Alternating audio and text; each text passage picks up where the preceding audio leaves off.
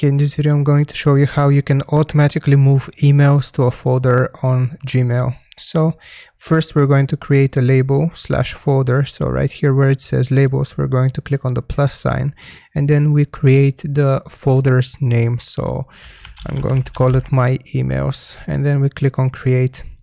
So now we have this folder / label. The next step is selecting one of the similar emails that we wanna archive, or not archive, but actually move. And then after we have selected it, we click on the 3 dots right here at the top, and then we select filter messages like these. So here is where you get the criteria for your filtering and moving them. So for example, let's say I want to move all of the emails that I've sent to myself. So here for the sender, I'm going to leave it like so.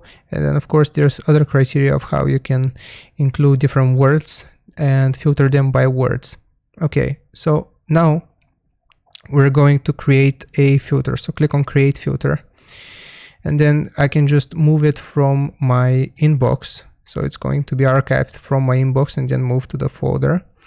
Then we click on apply the label. And then here is where we choose the folder. So we select my emails. And then this is very important. You have to choose this as well. Also apply filter to 4 matching conversations. So after we have selected these 3 options, then we click on create filter.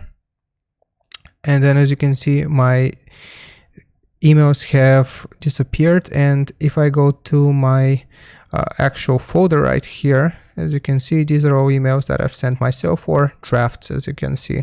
So that is how you do it. That is how you set the criteria and automatically move messages on Gmail. Hope this video was useful. Don't forget to like and subscribe, and I'll see you guys next time.